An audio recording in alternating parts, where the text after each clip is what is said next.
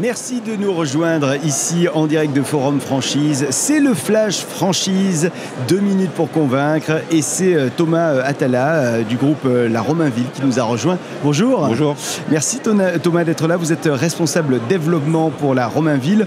On rappelle que La Romainville, c'est une enseigne de pâtisserie. Exactement. Donc une entreprise qui existe depuis 1949. 75 ans. 75 ans, exactement. Wow. On a fêté les 75 ans cette année avec un fonctionnement assez simple.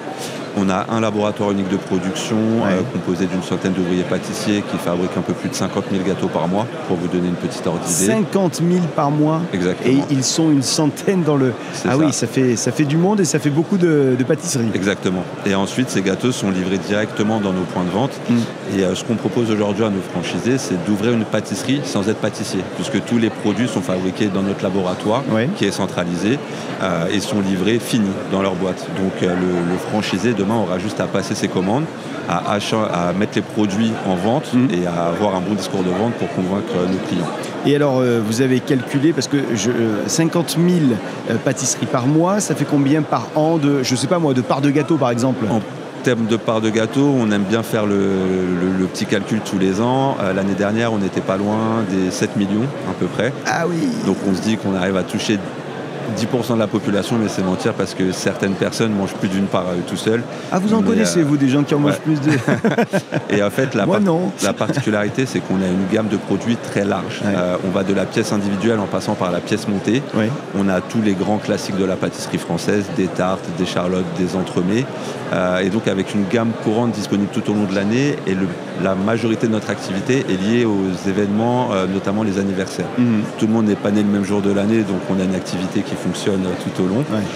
Et en plus de ça, on a des produits spécifiques liés aux événements calendaires. Par exemple, là, on travaille pour les fêtes de fin d'année, pour lesquelles, en fait, on a une gamme de bûches de Noël. Ensuite, on va avoir la galette des rois pour l'épiphanie. On va avoir des produits spécifiques pour Pâques, on va avoir des produits pour la fête des mères, pour la Saint-Valentin. Toute l'année est marquée par un marronnier. Exactement, ça revient. Une activité cyclique. Et ensuite, on génère des pics d'activité pour tous les événements calendaires sur lesquels les gens sont contents de partager un moment autour d'un gâteau. Combien de pâtisseries aujourd'hui, en tout cas combien de points de vente de vos pâtisseries en France ? Donc aujourd'hui, nous avons 50 magasins. Et la particularité de La Romainville, c'est que nous sommes historiquement un réseau succursaliste.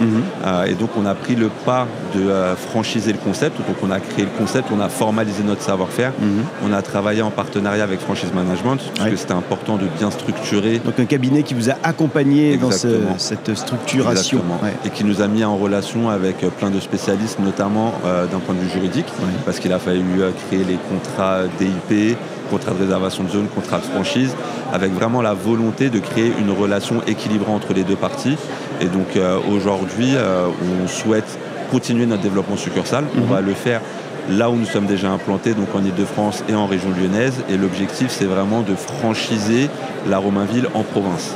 Et donc de pouvoir concéder des zones à des porteurs de projets, à des entrepreneurs qui auront la possibilité, dans une zone donnée, d'ouvrir une grappe de magasins. C'est vraiment ça qui est intéressant aujourd'hui, c'est de permettre à des porteurs de projets de pouvoir gérer une petite grappe de magasins sur des zones dédiées. Donc là, on est à Lyon aujourd'hui. Ce que vous nous dites, c'est qu'à Lyon, c'est plutôt la succursale qui est attendue pour le développement.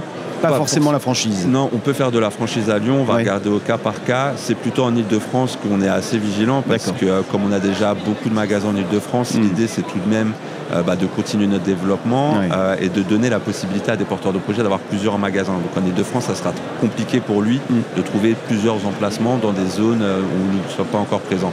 Mais effectivement, sur Lyon, comme nous n'avons que 4 magasins, il y a encore pas mal de zones. On a un concept qui peut fonctionner.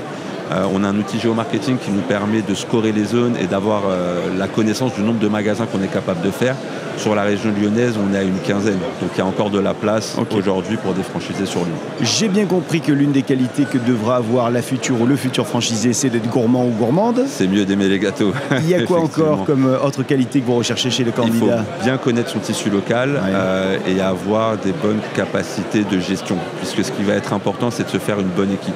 Donc il faut être capable de savoir recruter du bon personnel, de les animer et puis avoir une bonne capacité de gestionnaire puisque il va falloir qu'il gère bien ses commandes par rapport à son prévisionnel de chiffre d'affaires Donc c'est vraiment ça les grandes qualités qu'on recherche chez un porteur de projet. Il y a combien d'employés en général dans une boutique, un point de vente? Ça va dépendre de deux éléments. Ça va dépendre d'une part du volume de chiffre d'affaires qu'on va effectuer, puisqu'on fonctionne en grappe de chiffre d'affaires, également de la typologie d'emplacement. Moi aujourd'hui, un franchisé, je vais l'inciter à ouvrir un magasin dans une galerie marchande. Pourquoi? Parce que là où on n'a pas encore de notoriété, ça va nous permettre d'avoir des magasins ouverts, sans frontières de porte, et de bénéficier du flux de la galerie marchande. Donc même quelqu'un qui ne nous connaît pas va nous voir. Après, charge aux équipes de vente de transformer les clients avec un bon discours de vente, avec un bon accueil, une qualité de service. C'est vraiment très important.